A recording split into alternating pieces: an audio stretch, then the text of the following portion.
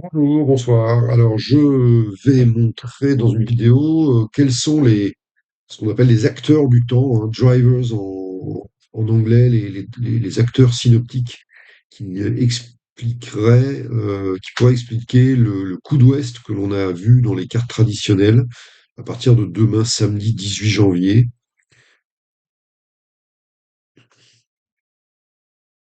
Alors, je commence je suis sur le site Misva.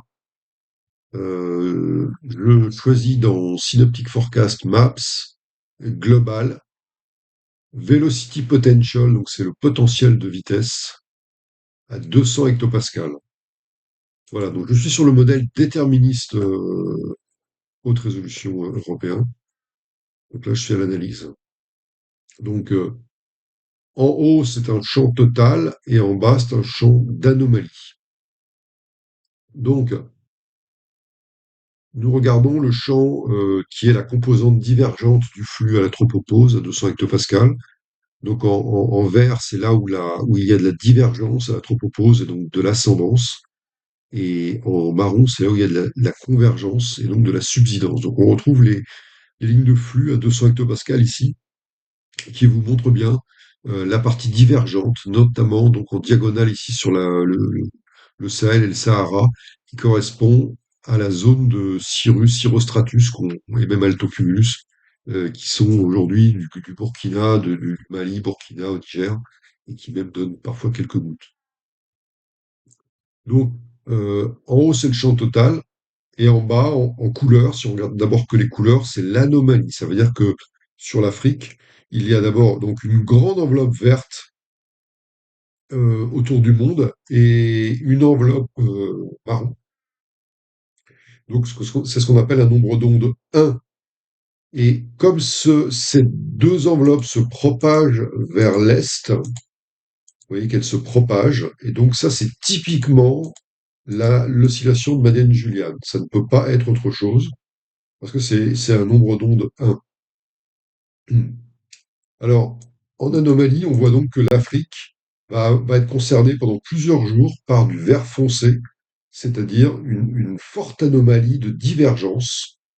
Donc, c'est-à-dire que, notamment si on regarde ici dans la zone de la ZCIT australe, eh bien la ZCIT va être boostée, il va y avoir davantage de divergence qui va favoriser la convection profonde dans la ZCIT du côté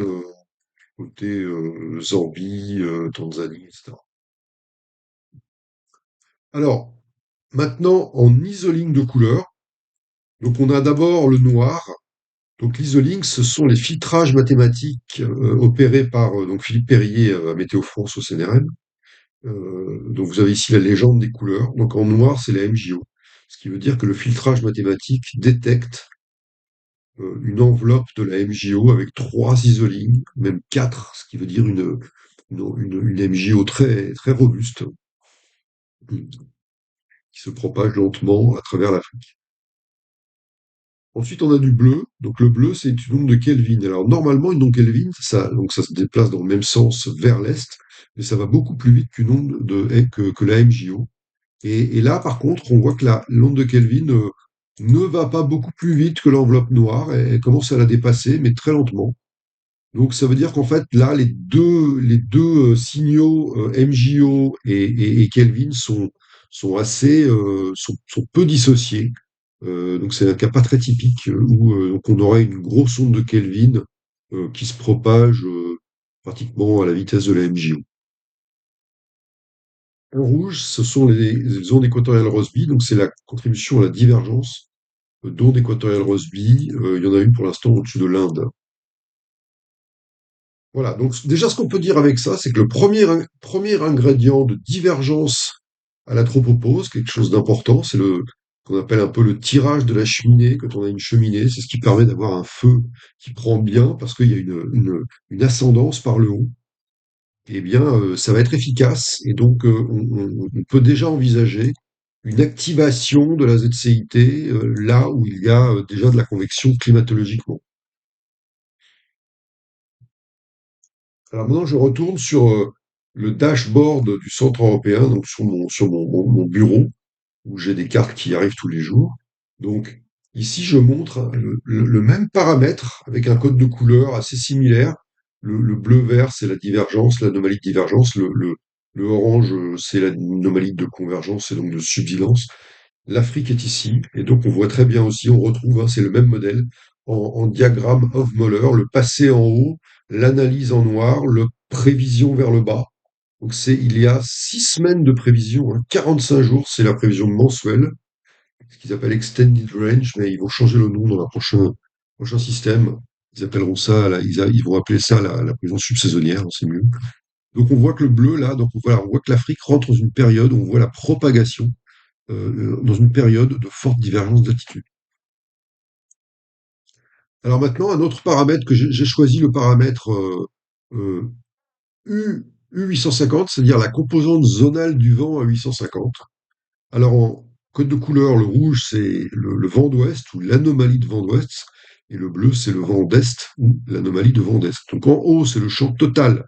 Donc en rouge, c'est bien le vent d'ouest à 850. Et ce que vous allez voir ici, entre J1, J2, J3, J4, vous voyez très bien la formation de vent d'ouest sur toute l'Afrique équatoriale, voilà, qui se propage vers les Grands Lacs et qui ensuite diminue, mais avec un dipôle qui reste marqué là où il y a la ZCIT, une anomalie d'ouest au nord, une anomalie d'est au sud, ce qui veut dire davantage de tourbillons et donc un talweg de mousson bien marqué, comme on l'a vu sur les cartes traditionnelles avec Synergie. Voilà, donc je reprends voilà, un coup d'ouest qui se propage et qui ensuite part vers l'océan Indien. Et en bas, en champ d'anomalie, donc on va retrouver les couleurs, donc on va retrouver l'anomalie rouge, ça veut dire que ce vent d'ouest est anormalement fort, et les isolines bleus nous disent que c'est une onde de Kelvin qui se propage et qui va contribuer très largement, comme on le voit, à contribuer à cette anomalie d'ouest. À noter qu'elle vient croiser petit effet d'une onde de Rossby, qui donnera peut-être une petite contribution d'ouest aussi.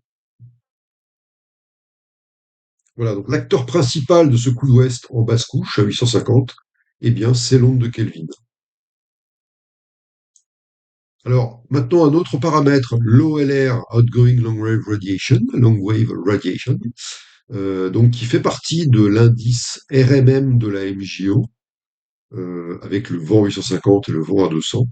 Donc, on est sur le modèle CFS américain avec le site de Carl Schreck de l'Université de Caroline du Nord.